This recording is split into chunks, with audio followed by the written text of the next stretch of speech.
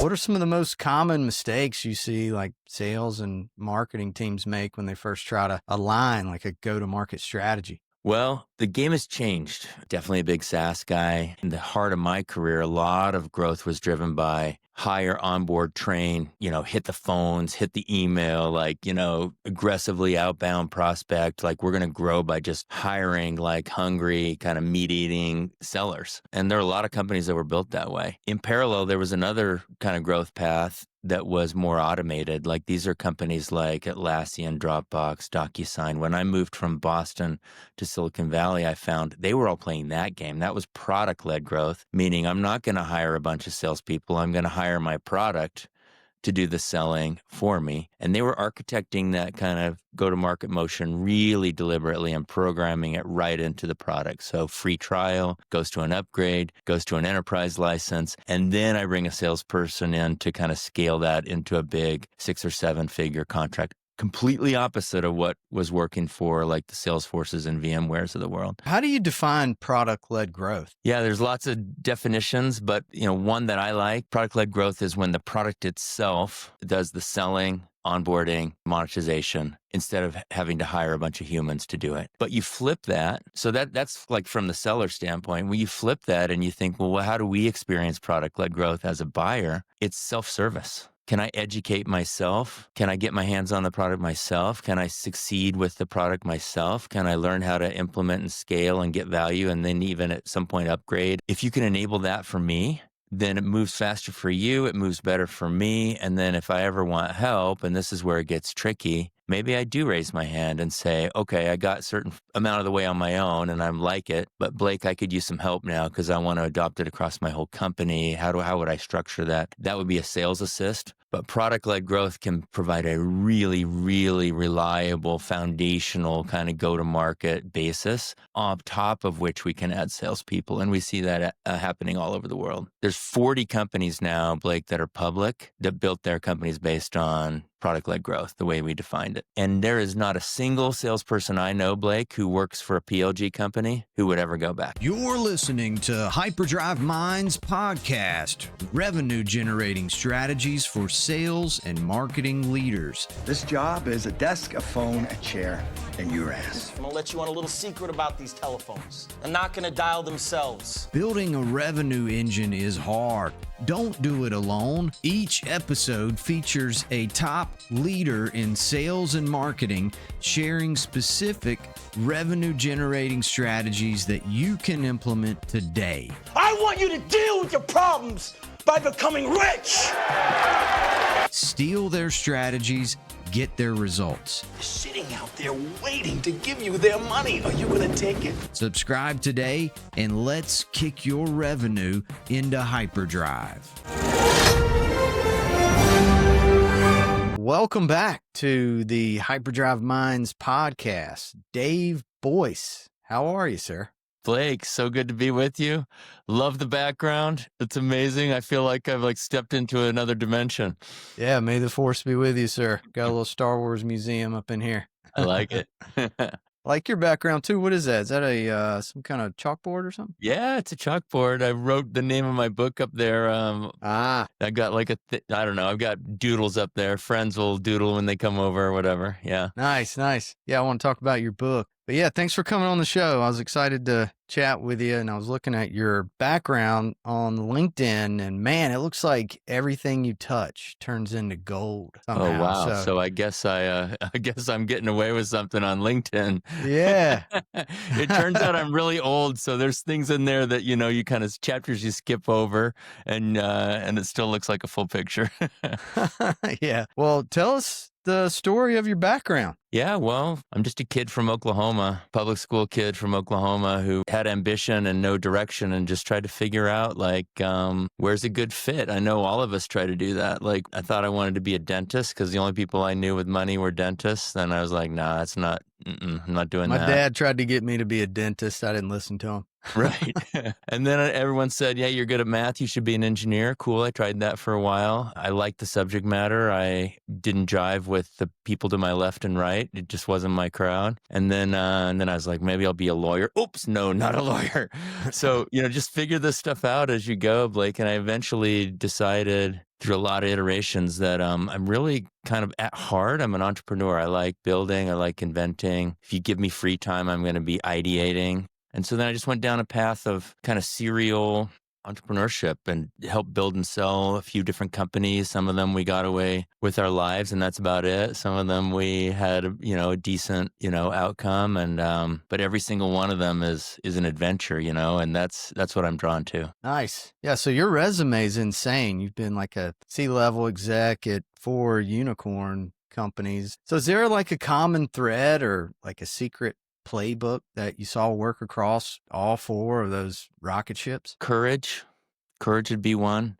Trust yourself. Trust your instincts. Trust what you hear and what you see. Don't get talked into things. Trust, what you know, and you know what feels right. And then you go trust yourself. You make a bet on something that you think feels right and you make a bet on yourself. And then once you're there, it really, really, Blake, it's not about you. It's about the mission and it's about the team. So as early on, it was about the mission, but it was about me. Like it's the mission and me. Like I'm going to bet on myself, and I'm going to be the most awesome, and I'm going to show up the best. And that's great for a while when you're earlier in your career, but then at some point, it's about the mission and it's about us.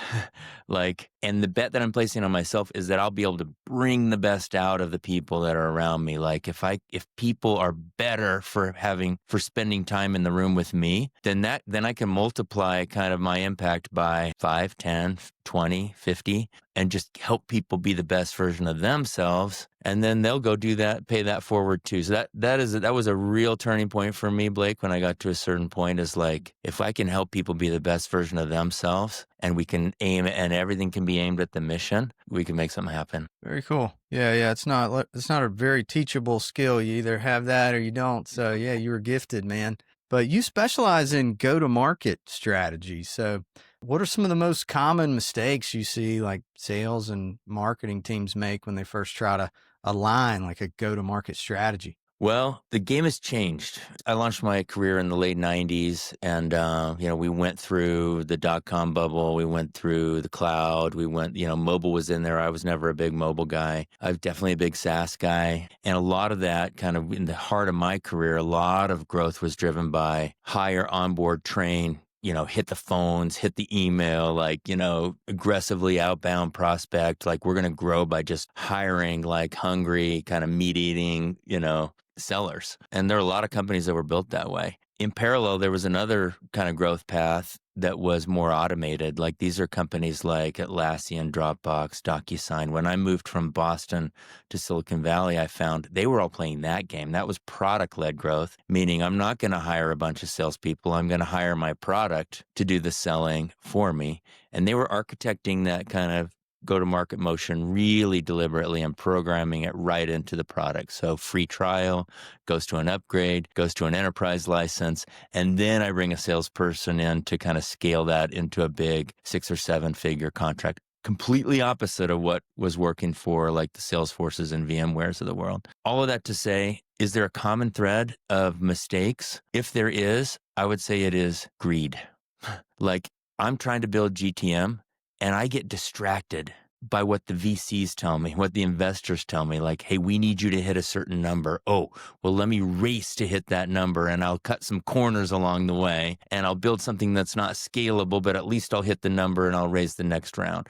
Or let me race to go get my quota and I'll cut some corners along the way. Like the customers I'm selling aren't exactly the right customers. I haven't exactly kind of made a good match with my service, but that's okay. The renewal is somebody else's problem. Whenever I get stuck into like a greed mindset, I do stuff that's suboptimal, and then the whole thing like grinds to a halt when all that catches up to me. What I really want to do is be deliberate about architecting very careful growth and then just building it out one layer at a time and making it scalable. How do you define product-led growth? Yeah, there's lots of definitions, but one that I like is product-led growth is when the product itself does the selling, onboarding, and monetization instead of having to hire a bunch of humans to do it. But you flip that. So that's like from the seller standpoint. When you flip that and you think, well, how do we experience product-led growth as a buyer? It's self-service. It's like, hey, can I educate myself? Can I get my hands on the product myself? Can I succeed with the product myself? Can I learn how to implement and scale and get value and then even at some point upgrade and all by myself? Like if you can enable that for me, then it moves faster for you. It moves better for me. And then if I ever want help, and this is where it gets tricky, maybe I do raise my hand and say, okay, I got a certain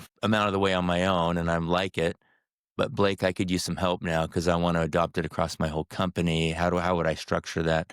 That would be a sales assist. But product-led growth can provide a really, really reliable, foundational kind of go-to-market basis on top of which we can add salespeople. And we see that happening all over the world. Yeah, it's interesting. Yeah, looking back to the last 3 platforms that I actually bought, they were all free trials. I Right. just register your account. All right, here's my Google. It automated it. Now I'm signed in. I'm off to the races. And Yeah. I find out I like it, and then I buy it. So Yeah. that's the new way to go, right? And whenever I describe that to people, just friends or like maybe people not in the industry, I describe that like they say the same thing. Yeah, okay. And then they're like, and that's how they get you.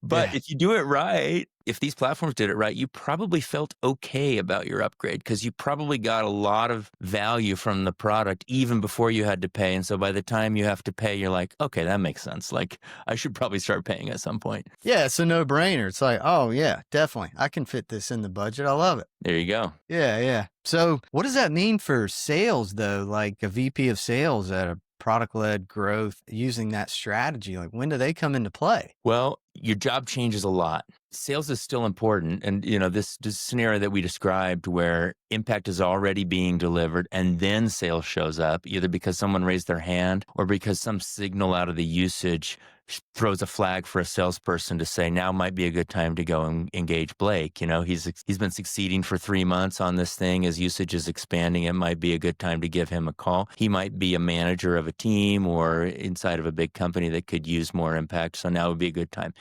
Now, when the salesperson shows up, she doesn't say, what can I sell you? Or what can I talk you into? Or can I introduce you to my product? No, the product's already been introduced. So her job now is, how can I help you? Like, I see you're succeeding. Congratulations on that. I don't know if you were aware of this set of capabilities. I see you haven't been in there. There may be some more stuff to do here. Or I don't know if you were aware that we have enterprise security or enterprise reporting or permissions, but there's a whole other gear here, Blake, and you work at a big company. Like, if there's anything I can do to help you scale, just let me know. So you show up with a real generosity mindset, and there is not a single salesperson I know, Blake, who works for a PLG company who would ever go back. Well, it's got to be much easier because the guard's already down, right? You don't Yeah. have to convince them of anything. They're already bought in. So yeah, as soon as the salesperson comes knocking, if you don't have like a free trial, you're just trying to like mind, F them into buying something. It's like, man, that's the worst. Your guard goes up and you probably already decided no before you even get the pitch. And yeah, it's a much easier way to go. So I can see why a lot of companies are going that route. But like in the companies that you've been a part of that have sold, so you've helped them transition to that traditional sales-led model to like the product-led growth model. How does the strategy change whenever that happens? It's super difficult. What you just described is maybe the hardest thing to do. And it's one of the reasons I wrote the book is because we all know that 99.9% of the companies on the planet weren't built from the ground up as product-led growth. Like most companies that exist were built sales-led. Got it. Like that's the way kind of business traditionally has happened. But if you see this wave of self-service coming, and it's been coming for a while, when e-commerce was entered the picture, all of a sudden we could buy things without talking to a salesperson. Okay, cool. Then that went to, software. We could subscribe to things. Okay, cool. And then that went to mobile. It was like right in our hands. Okay, cool. And that ball is just rolling as software gets easier and easier to understand and more services are delivered digitally. Okay, got it. So now I built my company one way, but I have a trend that is trending another way. How do I add in or retrofit product-led growth? It is difficult. So one of the things I did with the book is I went and studied 3 companies, money companies, but 3 made it through as case studies who added product-led growth after they were already at scale, at least 100 million in revenue. One of those is HubSpot. They're known as a PLG darling now, but they weren't in the beginning. One of those is Unity Software. That's the gaming platform, that kind of the underlying platform that a lot of game development companies use. And the third one is MongoDB. So all of these were over 100 million in revenue, and then they had to go add it in. And then what it looks like is a mindset shift. And then once you get that mindset shift, there's a shift in the way you organize. So you're actually going to kind of form a small team called a growth team, and they're going to go work on taking friction out of the acquisition and activation process systematically. But they're not going to be beholden to the marketing team that they used to be on, or the engineering team that they used to be on, or the product team that they used to be on, which is on 2-week or 4-week or 6-week sprint cycles. You put a small group of those people together that can control marketing, engineering, and product, and they just run on rapid cycles and iterate their way towards streamlining. And the third thing, so number one is mindset. Number two is talent. You got to organize your talent in a certain way. I know I'm speaking your language here, but we want best and brightest, small team that can iterate fast. And the third is timeline. Like, you got to give yourself some time. Like, you got this big kind of tanker ship that can only be sold and implemented, with like battalions of humans. Okay. And now I want it to go fast and be able to sell itself and install itself. I need a little time to iterate my way into that. And by a little time, I mean like 1 to 3 years. Oh, like, wow. I'm going to go knock this stuff down. I'm going to get the rough edges off. I might not even start with acquisition. I might start with something simple like a renewal. Like, hey, you already have a contract. You've already configured my solution. Now you want year 2 of the contract. Why do I need to get on the phone with you? Why don't you just click yes? So build that little simple workflow in, test it, make sure that it works for 70% of your customers. Handhold 30%, let 70% self-serve. Boom, I've just proved to myself I can do something self-service. Cool. Then I go from there to maybe expansion. Then I go from there maybe to acquisition. And so I'm going to slowly kind of work on each of the facets of the company and of the product and turn it into a self-service proposition. So it takes a while. Yeah. So Yes. I also saw you took inside sales from like 1 million to over 100 million in ARR. So the go-to-market strategy kind of had to evolve. Can you walk us through those inflection points and how sales and marketing strategy had to change at each of those stages? Yeah, that's a common story. And we did not do everything right at inside sales. I'm guessing anyone you have on this show will say the same thing about whatever they've done. Like, oh my gosh, you zoom way out and you're like, it looked pretty good for a while. Like, that's amazing. You're running, and then you zoom in, you're like, whoa, that doesn't look so great. Like, why did you make those decisions?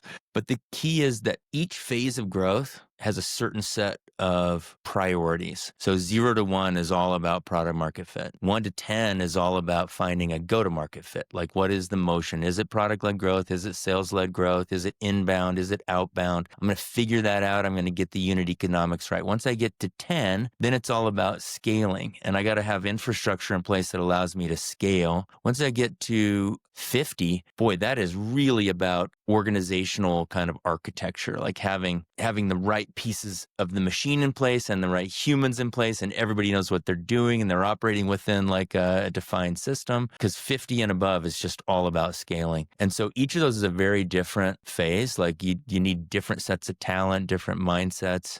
You almost have to reset your systems a couple of times along the way too, because you need a different level of precision. And often you'll see like people that are better at one phase or the other.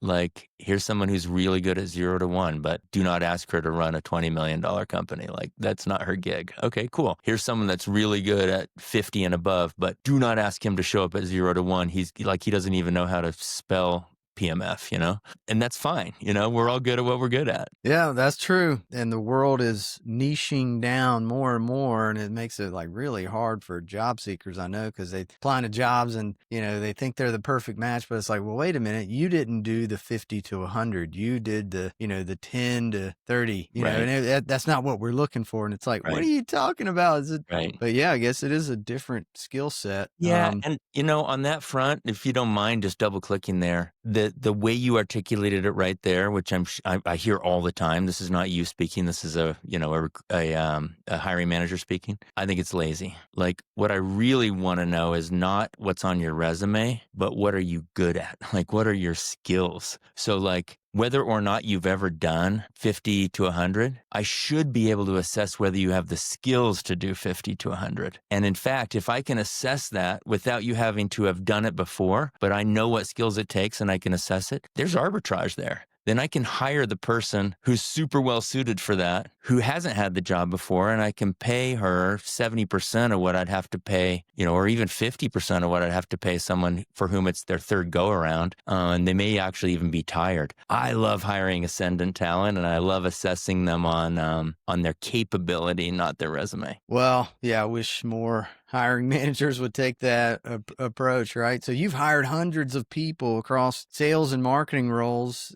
What are like the top 3 qualities that you look for in top performing, like revenue generating talent? I'm going to get abstract, and then we can get to revenue specific, but I have a hiring framework that's really benefited me. Like, I think I have a 70% hit rate. And anyone who's not in my business might say, 70%, what, like 30% of the people you hire don't work out? I'm like, yeah, that's pretty good. Yeah, that's pretty not bad.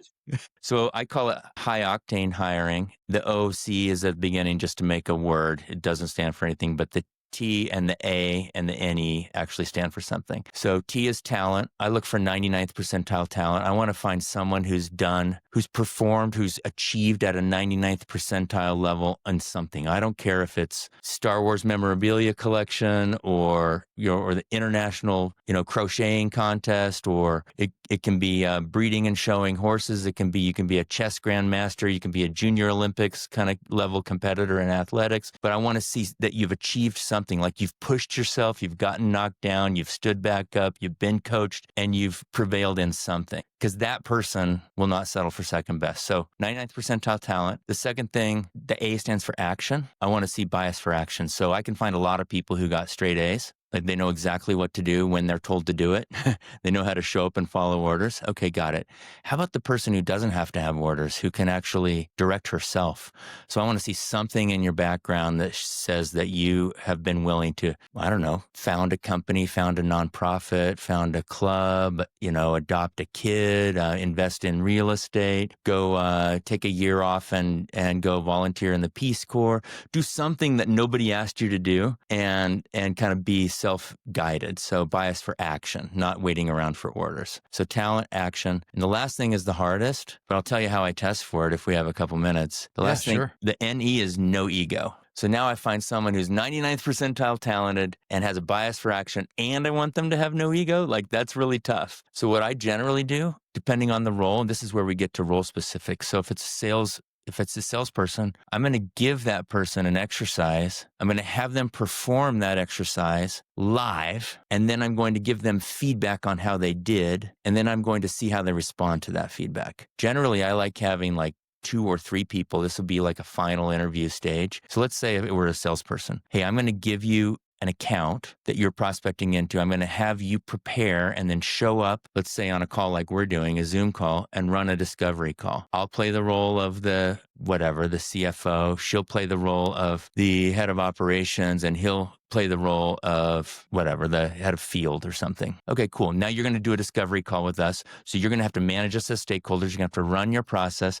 You're going to do whatever you would do. Boom, cut scene. Now we're going to have you turn off your camera and go on mute. And we're going to talk about what we saw that we liked, what we didn't like. You're going to watch us take notes. It's going to be on your screen. Then we're going to pull you back on, and we're going to say, all right, how did we do? 3 types of reactions. Well, that was really good. If I would have had more time, I would have, it's kind of, it's difficult to know in these situations, what's really real and what's, okay, great. So thank you for your excuses. Got it. Second one would be like, man, that was the best thing ever. Thank you so much. I learned so much. What do we do next? Like, okay, got it. You're really enthusiastic, and you're trying to, gloss us up. Got it. The third one is the one we're looking for, which is, okay, that was a rare opportunity to get feedback. You said the following. Can I just click in on that and learn a little bit more? Because you said I should have picked up on your objection, and I should have handled it a little differently. Can you tell me how you would do it? That's curiosity. That's no ego. That's what we're looking for. And you can test on that for roles in design, for roles in engineering, for roles in analytics, for roles in finance. The exercise is different, but the structure is the same. Interesting. All right. Yeah, I've never broken it down that way. I'll start looking for that. You gave me some pointers there on how to screen people. Do you think that there'll be a point in time where AI can do that better than humans can? A lot of it. A lot of it. I mean, I want to look you in the eyes if I'm the hiring manager and I just want to get a feel for who you are. But boy, could AI kind of test your technical capabilities, like your domain expertise? Could it test you for ability better than kind of what's on your resume? Yeah, I think it could. You're in the business. What do you think? Yeah, I'm afraid that it can. There was a study that came out. There was a study of like 30,000 interviews. I think it was done in another country like Philippines, but they gave a set to humans and another set of candidates to AI, and they found a lot better results in terms of candidate success and candidate retention, as high as 10 to 15% better Wow. results by the AIs conducting the Wow. interviews, which is crazy to me. It's a little scary, I'll be honest. Yeah. It might be saying something about human interviewers too. We introduce a lot of bias unintentionally. Oh, you look like me. Oh, you sound like me. Oh, you worked at a company like me. Oh, like you came from a place like me. Therefore, blah, blah, blah. Or you don't look those things or sound those things or have that background. Therefore, blah, blah, blah. We got to get behind that to the real skills evaluation and the real fit assessment. And I bet AI could screen some of that bias out. Yeah, I think it definitely can. It can be trained to ignore all bias, right? Even based on the data that, is trained on. But let's talk more about AI. So your headline on LinkedIn is AI assisted go-to-market. So what are some of the new tools and strategies you've seen emerging that help with go-to-market? Well, just like we said, AIs can probably perform some recruiting tasks or at least screening tasks better than humans. The same thing is true for go-to-market tasks. And the easiest ones, the sexiest ones, the ones that everyone thought were going to jump right to the top immediately are like, a sales development rep. Like I'm going to screen and qualify a candidate. I'm going to have a conversation with a prospect. I'm going to figure out if they're a real qualified prospect. And then I'm going to schedule an appointment with a salesperson to go engage with them. Some of that's working and some of it's not. Some of it falls into the uncanny valley where I don't want to talk to a creepy robot. I'm happy to get my hands on the product, or I'm happy to talk to a human, but don't make me talk to a creepy robot. But there's some other stuff. So some of it is working, Blake, but there's some other stuff that that doesn't fall into that uncanny valley. Like we've trained AI to do a really good job at email exchange, like really good. And you've seen it on, the general LLMs through a chat interface, but that same experience can be delivered by email. So I send in an email, I get an email back. I email back, I get another email back. I'm having a conversation. I think it's a human. It's not. It's a bot. And it's helping answer my questions and it's helping lead me down the funnel. That actually really works. And then there's some back office stuff that's not necessarily customer facing. So imagine that I'm a human and it's my job to show up and say, how do I help? Okay, cool. Where do I get reps? How do I practice? Nobody likes role playing, especially in front of your peers or in front of your boss. But what if I could role play with a robot and kind of practice objection handling and practice discovery questions and practice stakeholder management? So some of this stuff can be kind of synthesized where I can get better at my job without having to embarrass myself in front of a live human. And then I can show up prepared as if, practice day, game day, And then there's some stuff all the way in the back office, just automation of stuff I don't like to do, like fill out fields in the CRM or do research on my accounts or even make a call on my forecast, or for a manager, make a call on all of my people's forecasts. AI can do a lot of that stuff without bias, and AI doesn't get tired. And so we can streamline a lot of that back office stuff too. Yeah, I've heard some case studies of folks actually getting hired or getting recruited and hired, and it was through a text bot that they didn't know wasn't a human. I think once the person got hired, the case study I'm talking about, they actually wanted to thank the AI they were interviewing with or coordinating with the whole time. And the company had to admit, hey, that's actually not a real person. Like that was an AI you've been chatting it up with. And they were shocked, right? So I've seen mixed reviews from candidates. If you make them speak to an AI for the first interview, I've seen it's about a 50% dropout rate. Okay. From candidates. They just don't want to participate. Okay. So that's one of the downsides, but I think the younger generation prefers it more. They see it as lower pressure rather than speaking to a human. That's strange to me, but I'm 41 years old, so I'm not, if I'm 21, I don't know, maybe I I don't would, know. but It might depend on the job too, but at some point, I always recommend to young professionals that you insist that you meet the hiring manager, like the actual person who you're going to work for. Sometimes a recruiter or even more often HR will kind of run the process. And now you're saying, well, maybe it's not even a human version of that. Maybe it's AI. Like, okay, fine, but insist that you meet the hiring manager, the person you're going to be working with and the people you're going to be working with, because that's one of the main determinants of whether you're going to succeed in this job is who you're working with. Oh yeah, most important. Yeah, I would hate to see a process that didn't involve the people you'd be working with. Yeah, you definitely want to know who you're working for and the team. So yeah, for sure. But AI can do a lot, man. I keep waiting for my kids to come home with like a personal AI teacher on their tablet. Yeah. I'm taking this class, the school, they don't need teachers anymore. I've got my AI right here. It's going to happen. Tutor first, and then maybe a teacher. For sure. Yeah, for sure, man. Scary and crazy. Well, let's talk about your book. You authored a book on product-led growth called FREEMIUM. Yeah. And I need to read that, steal some of your magic there. But what's a couple of trade secrets from that book that you can share?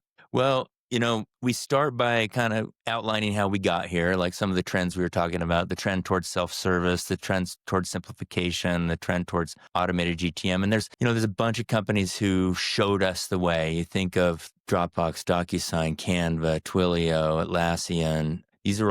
There's 40 companies now, Blake, that are public that built their companies based on product-led growth, the way we defined it. Okay.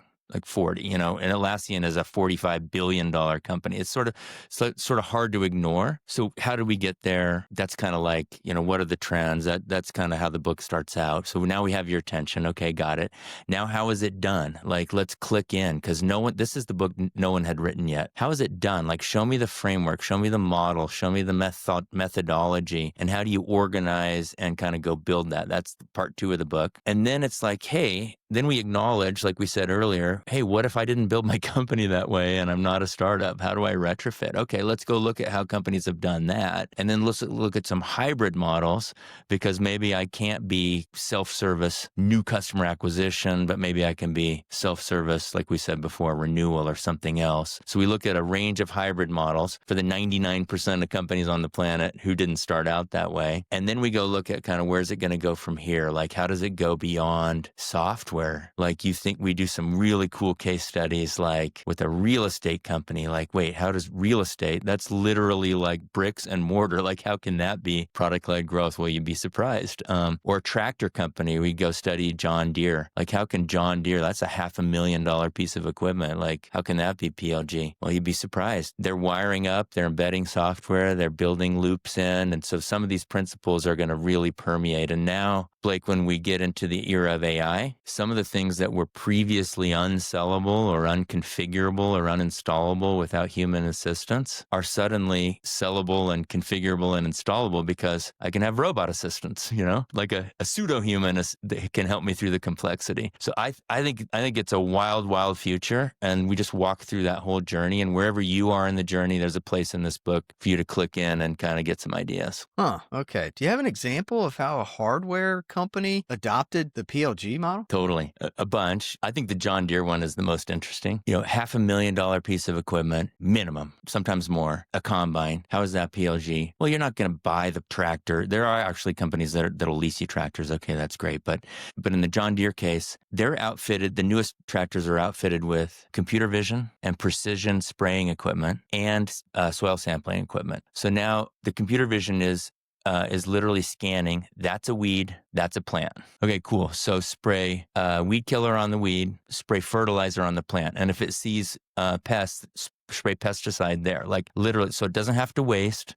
It can precision spray. It can sample soil and monitor kind of where it is on the long lat and monitor weather conditions. It can make adjustments to ongoing irrigation schedules. It can make adjustments to fertilizer formulation. It can send all that stuff upstream for replenishment cycles of seed varieties and fertilizer varieties. So farming becomes like a very highly tech, and the PLG part of it is all the supplies that come into the farm. It's not the tractor itself. It's all the fertilizer and pesticide and seeds that come into the farm that get automatically reordered and automatically reconfigured based on the feedback loop. Interesting. Okay, so you have to have the equipment first, and it's the software features that offer a trial period to get you hooked, and then they're in, right? So, okay, that makes sense. Yeah, Peloton the same way with your bike, MRI and kind of heavy equipment. Actually, just like your HVAC equipment too is monitoring things and suggesting when you got to replace a UV light or a filter or order a service.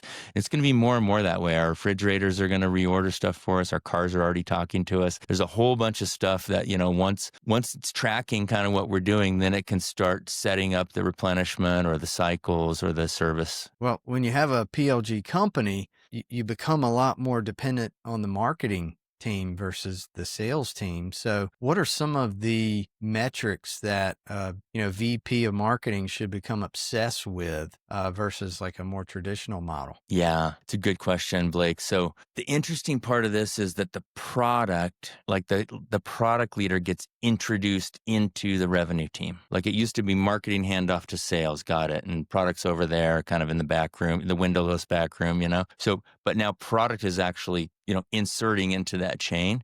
And now marketing and product are working really closely together because marketing isn't just about getting a hand raiser or a qualified lead. Marketing's about getting a start, like a new account start in the product. And you almost can't tell where marketing stops and where product starts because like you said, when you described your free trials earlier, whose win was that free trial start? Was it marketing's or was it products? It's kind of both. Like the marketing team had to get you right up there and you almost didn't know when you left the website and you started into the product because they made it so seamless. So marketing's getting the new starts. Then product is all about usage. Like they need to get you to first impact and then they need to get you to recurring impact. And they're going to measure things like, this is product now. They're going to measure things like daily, weekly, and monthly active usership. And they want to make sure that you stay engaged. So there is a handoff. It's right around account creation, but it's not from marketing to sales. It's from marketing to product.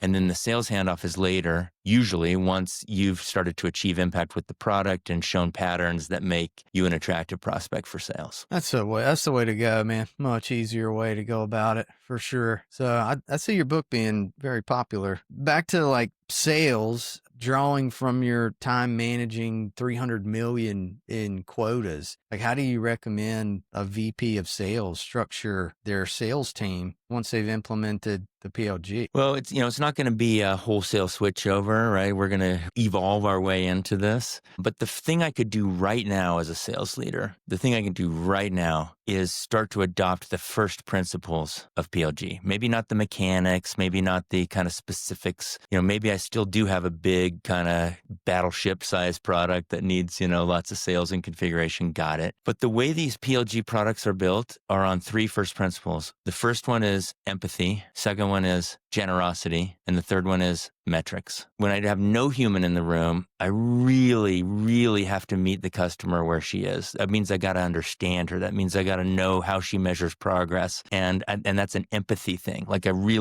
Because there's no one there to, like you said, to talk her into it. So I need empathy. Well, what about my big battleship company? I can also show up with empathy if I'm a salesperson. Like we're just two humans, right?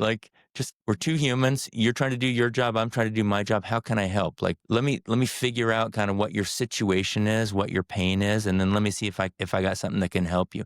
And once I do understand it, then the second thing is generosity. It's not to say, can you afford it? Because if you can, then I'll take the next meeting. Otherwise I won't take the next meeting. Like that's a weird stance. It's like, I think we could be helpful. Let me see. Let me show you something. Let's see if we could be helpful. I'm going to lead with like generosity. And then the third thing is more of a PLG thing, which is metrics, because I need to have metrics if I'm going to measure a go-to-market motion where no humans are involved. That's my feedback loop. But in sales, we're also going to measure our funnel, but we've always done that. But it's the empathy and generosity, and the customer centricity, kind of the customer impact. If I can put that, if I were leading a big sales team, I would get them all to think about situation, pain, and impact that displays the same first principles as PLG, namely empathy and generosity. So I'm going to train them to show up in a certain way. How can I help? Not what can I sell you? How can I understand your situation and pain? How can I match it with some impact? Let me be a fellow human and see if we can make something happen that'll make your life better. That's a great way to show up. Yeah, I wonder how staffing companies are going to start adopting the PLG model. It's probably going to start with this AI recruiting process, this platform that, a company can use it, and it's free for your first 2 hires. Right. And then, so try it out for your first 2 hires. If you like it, now we're going to charge the fee. But totally. Yeah, I see that as... or you get X% of the way down the funnel, like we'll qualify to like second round. And then if you want human intervention, like if you want a Blake Williams to really take those candidates and run them through a kind of a human interaction, I don't know, I'm just making this up, but there's different ways to skin it, right? Yeah. Let's start it. It's your new startup. Let's do this. Let's do this right now. I like it. Someone will. No, yeah, I know. It's coming. I'm very afraid of that for my own career. Yeah, if you're on the right side of it though, like the AI literate and you're a curious guy and you're asking all the right questions, like you will be on the right side. There'll be many laggards that'll be way behind you. So you're on the cutting edge. You'll benefit from all this disruption. Thanks. It's yet to be seen, right? Yeah. One of the things that companies probably worry about by adopting the PLG model, because things are so self-service, might be afraid, hey, if it's easy on, it's easy off too, right? So what impact does PLG have on customer churn? Yeah. I've seen churn mostly related to price. So low price, it's easy on, easy off. So one of the things that PLG companies think about this all the time, Blake, like it's, and the main thing we're optimizing for is usage retention. So, hey, I got you to first impact during your first session. Amazing. Check. Did you ever come back? Like once you published your first design or once you issued your first payroll or once, whatever that thing is, did you ever come back? We're really worried about that because if we can have you back and back again and back again, then that we call that habit. That's kind of like stickiness or habit, which means, I'm likely to keep you. But maybe somebody else shows up and they have a fancier widget and it's the same price and it's easy on. So I just ditch you and move over there. So what I really do want to do over time is build in things like integrations to the other systems that you use, integrations to your processes, any amount of kind of configuration that you've done that you don't want to lose. So we think hard about that. And once I'm a big enough footprint inside of a company with enough kind of habit built around it, enough integrations and enough kind of configuration built in, it becomes harder and harder to extract. It's a real issue, but we fight it head on. You got to make it as sticky as you can, right? Yeah. Once you've integrated it, it's like companies don't want to get away from it. Then it's like, well, we've done all this work. It becomes a sunk cost fallacy, but interesting. Well, so the B2B SaaS game has gotten incredibly crowded and competitive.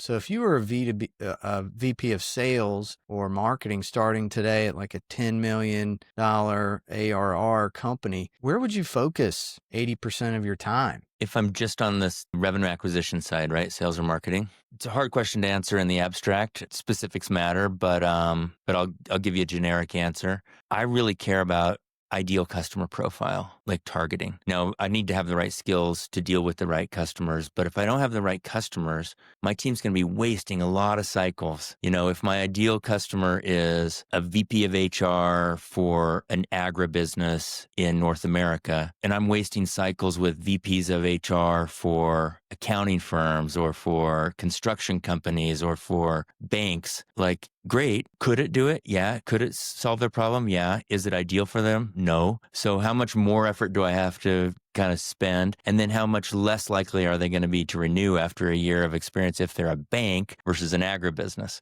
If I can get everything in my funnel to be agribusiness, then that's a self-reinforcing thing. My product was designed for it. I'm going to close better. I'm going to retain better. So I really like ICP. If you said, is there one thing I would focus on, it would be that. It's hard to get right because it's hard to turn down business. Exactly. You want your ICP to, be determined by where your business is coming from. Well, if it's coming from someone you didn't expect, it's like, well, I guess we're this now. Right. Let's go this route. This is Right. where the money's coming from. So it's really hard to determine that up front. Very hard, especially when you're trying to make some moolah. Yeah. Well, the bigger you get, the more you scale, the more patterns you see. And then the question is, can I keep my salespeople's plate full of high ICP fit prospects? And if I can, then they don't need to be distracted by this or that. If I can't, then what else are they supposed to do? How are they going to hit their quota? They got to go sell to the bank and to the pharmacy because you didn't give them enough high ICP accounts. Yeah. Well, AI is definitely recommended to me. I talk to Gemini all the time and hey, what can I do to grow my business today? And, he keeps telling me you got to niche down. You got to focus on I used to be focused on sales, marketing, engineering, cybersecurity. Okay. And it was like, that's not an ICP, man. That's everything. You got to pick one. You place VP of sales and that's it. And I was like, well, what about, I like marketing too. It's like, all right, well, 2, but that's it. It's really hard to do though. Cause, if I were to get a software engineering role today, would I turn it down? Heck no, I wouldn't. I'd still work on it. It's kind of taking whatever I can get right now in this market because the economy's a little bit crazy, a little bit tough. Think back to the toughest year that you've had while scaling one of your companies. What was the challenge and what were some of the lessons that you learned? I learned the most when things are the hardest. And I think that's what you're implying with the question. Mm-hmm. So I had a company where I raised, this is a brand new startup, kind of from scratch, brand new startup. I had raised $2 million from friends and family, kind of, angel money, but people I knew.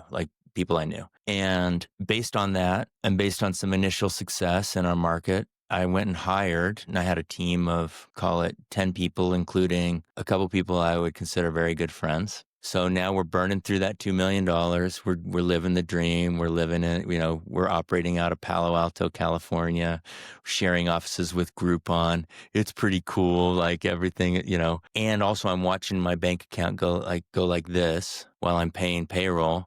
And I'm watching my customer count kind of go like this, but it's not catching up. So it's tough, Blake. It's tough. And I know you've been there. I know a lot of people listening have been there. I flew out to Boston I think I was probably doing some fundraising stuff. And I sat down with a friend of mine who's also an entrepreneur. And he was like, all right, Dave, so how much time do you have left? And I was like, well, 2 months. And he's like, oh, you're good. He's like, you're still positive numbers. I've been negative 2 months before. I'm like, what? That's the mindset shift.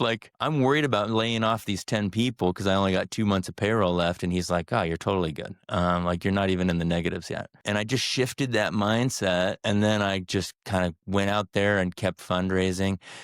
There's more to this story, but what I learned is the sun always comes up tomorrow. It always comes up tomorrow. Even if I had to shut down, which I didn't, the next day I would still be me. I'd still have the experiences I have. I'd still have the talents I have. I'd still have the relationships I have. And I could still go do something amazing. No different than yesterday. So just don't catastrophize stuff. Just keep your head in the game and, you'll be able to be amazing. That's good advice for me too, because I go through lulls, right? I get a hot client, a couple job orders. I'm off to the races. Things are great. I fill those jobs, and now we're at nothing. Right. And feels like the sky is falling. So just got to keep your head on straight, right? Keep at it. Keep grinding. Small wins every day. Compound, right? That is true. True. And you're still you. Everybody wants to work with you. So why wouldn't that be true after those 2 jobs wrapped up? Of course, it's true. Yeah, I know, right? The economy is just a little crazy right now, and there's so many. The layoffs are fueling a high volume of job applicants. So companies feel empowered. They don't really need a headhunter because they've got so many applicants and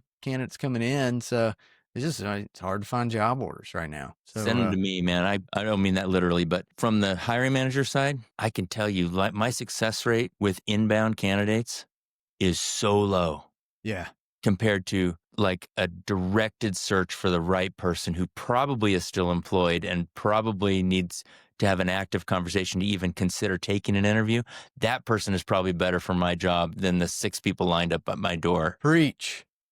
I talk about that all the time. Yeah, I don't know if it's even worth posting jobs anymore because you get 1,000 applicants, 2,000 applicants, and you go through them all, and it's like, man, you interview the good ones and only to be disappointed because the good ones they only look good because they were like engineered their resume with AI. Yeah. That's probably right. Yeah.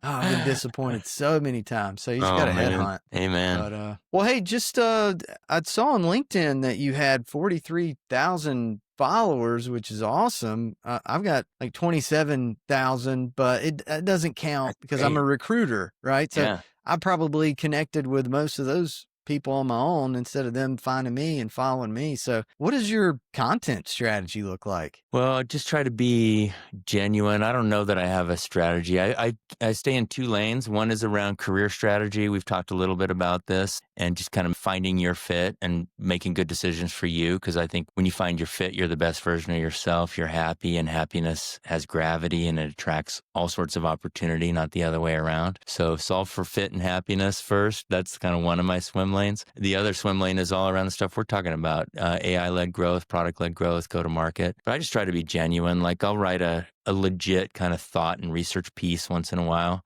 but I'll also just put stuff out there that just gets you thinking. I'll test some of my thoughts on LinkedIn. I do have a Substack where I've got both of those threads going. And then one of them turned into a book, right? Like I did a bunch of work on product-led growth. It started snowballing. People liked it. I launched my Substack and it turned into a book. I hope to turn the other one into a book as well. Congrats, man. It's hard to write a book. So yeah, you've been there, done that now. You get the t-shirt. 3.5 years. 3.5 years. It was real work. I bet. Yeah. It's hard to do the research pieces. Yeah.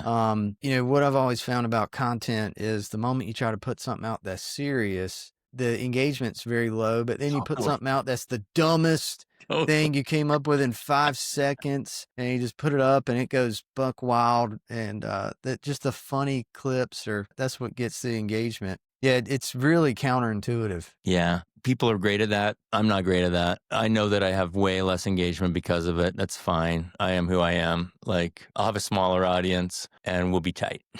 There you go. Well, do you have anything you want to leave with the audience before we end it? My number one thing is courage. You are most definitely more competent than you are confident. Most definitely. So find the thing that really kind of lights you up and gives you energy and that you're actually good at, and lean into that thing. You don't have to be good at everything, but you are good at something. You're the best in the world at something. You're way better than me at something. You're way better than Blake at something. Figure that thing out, and then just channel as much courage as you can to put that out into the world. That's what the world needs. Whatever that is, that's what we all need from you. And that's where you'll be your best self. And, the sun's going to come up every day, no matter what, whether you get accepted or rejected. But you put your best stuff out there, and the world's going to find you for who you are. And I just love watching people kind of lean into the best versions of themselves. It's amazing. So just go out and be amazing. There you have it, folks. Well, where can people find you, Dave? Well,